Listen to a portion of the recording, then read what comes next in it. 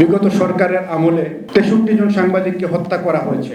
আর বিগত সরকারের আমলে আমরা যারা গণমাধ্যম কর্মী আমরা কোনো সাংবাদিকতা করতে পারিনি। এদেশের গণমাধ্যমের কোনো স্বাধীনতা ছিল না, এটি আপনারা ভালো করে জানেন। যে সশস্ত্র বাহিনী সংস্কারের কমিশন গঠনে করণীয় এখানে যে প্রস্তাবনাগুলো দেয়া হয়েছে তার সাথে আমি বলতে চাই, এখানে বাংলাদেশে শুধু সশস্ত্র বাহিনী সংস্কার করলে কি হবে? আমাদের দেশে আপনারা জানেন যে ৩৬ জুলাইয়ের পরে, অর্থাৎ জুলাই বিপ্লবের পরে যে নতুন বাংলাদেশ আমরা পেয়েছি, তো সেখানে এই নতুন বাংলাদেশে প্রায় 11টি সংস্কার কমিশন গঠন করা হয়েছে। ইতিমধ্যে আপনারা দেখেছেন যে কমিশনগুলো গঠন করা হয়েছে তারা কিছু কাজ শুরু করেছেন ইতিমধ্যেই। তো যেই কমিশনগুলো গঠন করা হয়েছে আমি যেটি মনে করি সেটি হচ্ছে যে বাংলাদেশের সব জায়গায় সংস্কার দরকার আসলে। তো আমরা সংস্কার কমিশন, বাংলাদেশের রাজনৈতিক ক্ষেত্রে সংস্কার দরকার। আজকে আমি একজন গণমাধ্যম কর্মী হিসাবে আপনাদেরকে বলতে চাই যে বিগত সরকারের আমলে ৬৩ জন সাংবাদিককে হত্যা করা হয়েছে। তাদের ১৬ বছরের শাসনকালে ৬৩ জন সাংবাদিককে হত্যা করেছে, কয়েক হাজার সাংবাদিক আহত হয়েছে। সাংবাদিকদের বিরুদ্ধে ডিজিটাল নিরাপত্তা আইন, সাইবার সিকিউরিটি অ্যাক্টের মাধ্যমে বেশ কিছু মামলা হয়েছে। তাতে প্রায় ৩,০০০ সাংবাদিক আসামি হয়েছিলেন বিভিন্ন পর্যায়ে। ৬৩ জন সাংবাদিক নিহত হয়েছেন, তাদের কোনো বিচার হয়নি এই হত্যাকারীদের। আর বিগত সরকারের আমলে আমরা যারা গণমাধ্যম কর্মী আমরা কোনো সাংবাদিকতা করতে পারিনি।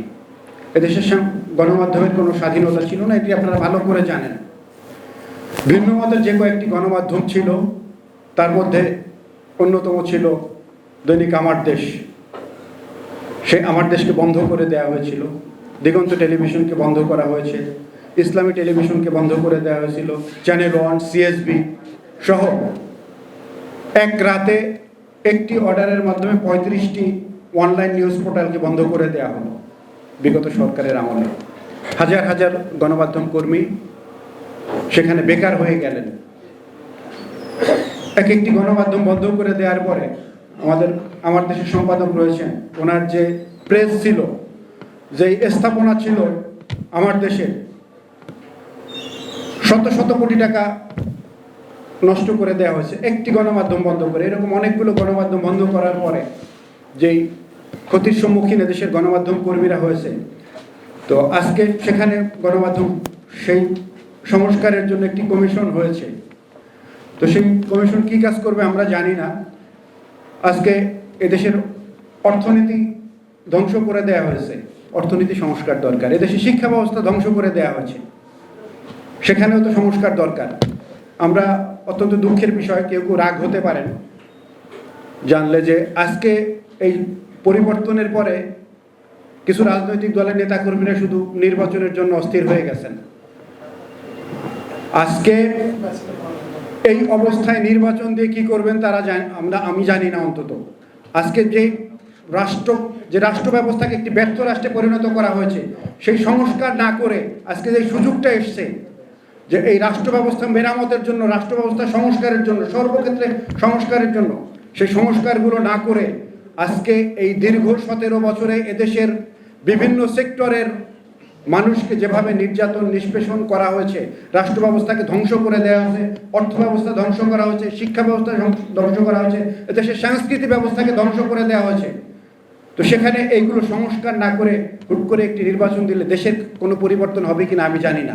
তো আজকে সেই বৈষম্যহীন বিচার ব্যবস্থা, বৈষম্যহীন রাষ্ট্র ব্যবস্থার জন্য যে লড়াই ছাত্ররা করেছেন, ছাত্র জনতা করেছেন, আজকে সেই বৈষম্যহীন সমাজের জন্য আমাদের যে সংগ্রাম, আজকে সেই বৈষম্যগুলো দূর করবার জন্য প্রয়োজনীয় সংস্কার না করে আজকে যদি আরেকটি নির্বাচন দিয়ে একটি রাজনৈতিক দলকে আমরা ক্ষমতায় বসিয়ে দেই, এদেশের মানুষের ভাগ্যের পরিবর্তন কি হবে আমি জানি না। অন্তত আজকে চারিদিক থেকে কথা হচ্ছে, সেটি আপনারা হয়তো আমাদের বিজ্ঞ আলোচক বৃন্দ বলবেন ভালো করে। তো এজন্য আমি বলতে চাই যে আসুন, যেই প্রস্তাবনাগুলো দেওয়া হয়েছে এদেশের সশস্ত্র বাহিনী সংস্কারের জন্য, যে কমিশনের জন্য, সেটির সাথে সাথে আমরা আওয়াজ তুলি যে শুধু সশস্ত্র বাহিনী নয়, রাষ্ট্র ব্যবস্থা সংস্কারের জন্য যেই যেই সেক্টরগুলোতে সংস্কার দরকার একসাথে এই সংস্কারগুলো চাই। এই সংস্কারের পরে আমরা নির্বাচন চাই।